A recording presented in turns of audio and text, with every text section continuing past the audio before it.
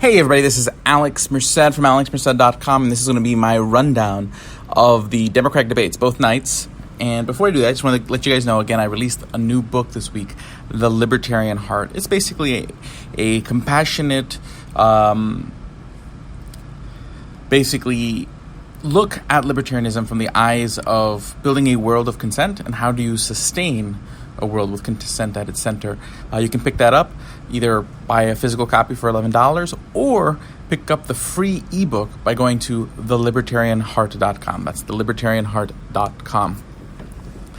But the Democratic debate. So what I'm going to do first is I'm going to highlight sort of which candidates left me with a good impression and then which ones left me with a bad impression. And then after that, we'll go and I'll talk more about the issues that were discussed and sort of some of my reflections on them. Now, candidates over the two nights that left a good impression on me include, of course, Tulsi Gabbard. So while I disagree with her a lot on domestic policy, the president, one of the major things it is involved with is foreign policy. So to the fact that she is the best on foreign policy, as far as not wanting to get involved in more wars and really sort of pushing back against sort of military escalation around the world, she is by far the best anti-war voice in the Democratic primary, okay, and there needs to be one. Now, I also liked John Delaney in the first night. John Delaney was a voice of sanity.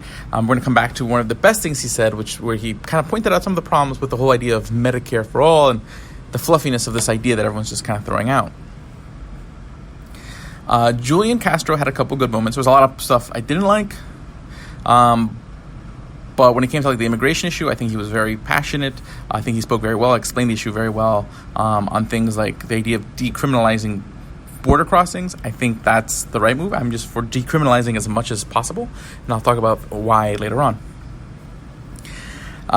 In the second night, I really enjoyed Hickenlooper. I thought Hickenlooper was sort of the voice of sanity in the second debate, basically saying, hey, if we keep just this sort of full-throated embrace of socialism, this is going to mean a second term of Trump, which is true.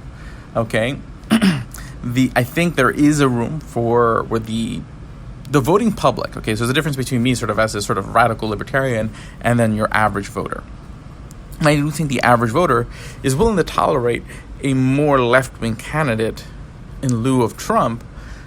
But there is boundaries, and I do feel like the current Democratic lineup thinks that line is much further than it actually is as far as what that voting public will tolerate.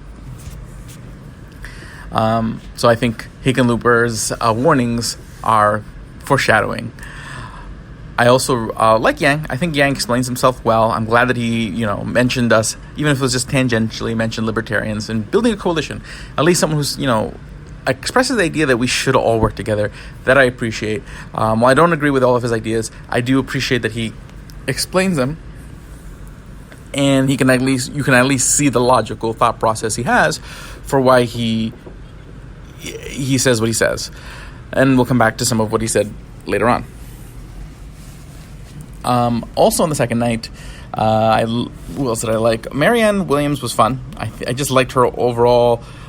She's like a self-help guru, so, the whole idea of, love and empowerment, she's going to have all that, so I'm going to appreciate that. Now, we'll see where she goes from here. So that's pretty much the ones I like. The ones I really didn't like are people like Swalwell. I just don't really see what his point in the race is. I don't see what he's really running on other than he's a millennial with a lot of college debt. I really don't like de Blasio. I'm a New York City person. I've dealt, you hear with de Blasio a lot, and, he's like basically evil Bernie Sanders, like all the views of Bernie Sanders with none of the charm. And then, I respect Bernie Sanders, but I don't agree with him on absolutely anything, and I don't think he was strong with having a lot more progressive voices that were a lot more, I would say, articulate on progressive ideas. He seemed a lot less stronger this year going around, especially when you have people like Elizabeth Warren on the stage who can make sometimes really, really reckless suggestions and reckless ideas sound really smart, which makes her particularly dangerous, which is another reason I don't like Elizabeth Warren, because, again, she can make bad ideas sound thoughtful. through sort of a veneer of academics, which makes her particularly dangerous. And that's pretty much the highlights. I mean, Beto had a horrible performance. There's no purpose for him to stay in this race at this point. There's really nothing that he's running on, per se. And his debate performance was horrible. So basically thinking through that he may be a good general election candidate, that's out the window. So there really isn't a purpose for him to stay in this race. Oh, and I forgot, Pete Buttigieg. Pete Buttigieg is always extremely likable, regardless of how much I disagree with him on lots of issues. His just overall tone is a tone I really, really appreciate. It's a much more inclusive tone, a tone that's more humble and willing to bring more people to the table. Even though he stands for a very, very progressive message, to me, if people, conservatives, libertarians, whatnot, had that tone, we'd have a much more civil politic. And regardless of what happens in politics, I'd rather nothing happens in politics, but that more civil tone that allows us to work together could have many benefits economically and socially as people are more willing to engage with each other, talk to each other, and figure things outside politics. Okay, so now that just kind of go through some of the issues. One of the issues they talked about a lot was Medicare for all. Now, John Delaney brought up a really good point that basically the way there's two healthcare, well, it's really three healthcare programs from the federal government in the United States. There's Medicaid, which is meant for poor people. So it has really low reimbursement rates, meaning if you're a doctor and you accept Medicaid, you're going to get paid a lot less for seeing a Medicaid patient than you will with others. On top of it, like most government programs, it has very slow reimbursement rates, meaning you're going to get paid on that visit very slowly if you file the paperwork right. This is why a lot of doctors will not see Medicaid patients. Medicare is a little bit more generous in what it will pay, but it's still fairly less than, let's say, less with slow reimbursements. So this is why a lot of times doctors and hospitals, it's part of the reason why they have to charge so much more for everybody else, because they have to make up not just the less they're making here, but the slowness by which they get paid. And the same thing happens with insurance companies where they take a long time to get paid. It's just this whole bizarre third-party payer. And that's the problem with saying Medicare for all. You're not necessarily getting rid of a third-party payer. You're just changing who the third-party payer is. Third-party payment is the problem, because when I pay for services directly, the services are designed for me. They're designed for me to be able to pay conveniently, to enjoy the services I'm rendered, and to overall enjoy the experience. Since I'm like 2 steps removed from payment in healthcare, I'm 2 steps removed from anyone caring what I think. Okay, because bottom line is the doctor's practice cares about making sure that all the paperwork is done right for either Medicare, Medicaid, or your health insurance company. Your health insurance company is just caring about that, that your employer is happy, who's paying for the plan, or basically the one choosing the plan. So, and your employer is not, particularly going to sit there. You're not your employer's customer, so there's really no one caring about you in this conversation. And a good book on this is the book called The Primal Prescription by Robert Murphy. So if you care about the healthcare issue, please read that book, The Primal Prescription by Robert Murphy. You can find that and many other books over there at books.libertarian101.com on the recommended reading list. Cool. But the point is that if you were to get rid of private healthcare, because that's basically, you had a lot of candidates say, hey, you know what, we just want to have a purely government healthcare system.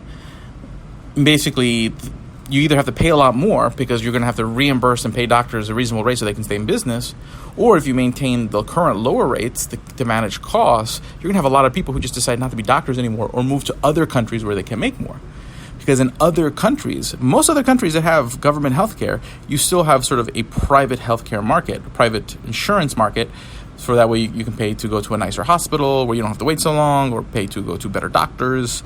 There's still an ability for other doctors to be able to make other money elsewhere. You take the private market completely out of it, that's going to eliminate that. Also limit the innovation in services, because it's all going to be based on sort of a bureaucrat's schedule, a bureaucrat's desire. So that's a dangerous idea.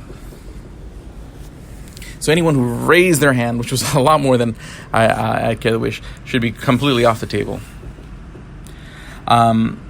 Yes, so that's the healthcare issue. Then there was the border issue, which basically in the first night came down to decriminalizing border crossings, which border crossings isn't just you crossing the border on the Mexican border, but it could also just be you overstaying a visa. The idea is that, and it doesn't mean you don't get in trouble. You could still civilly get in trouble, which just means you get penalties, whatnot, but it doesn't mean you go to jail. It doesn't mean that they have the authority. The level of enforcement is not going to result in your death, which is sort of the reason why.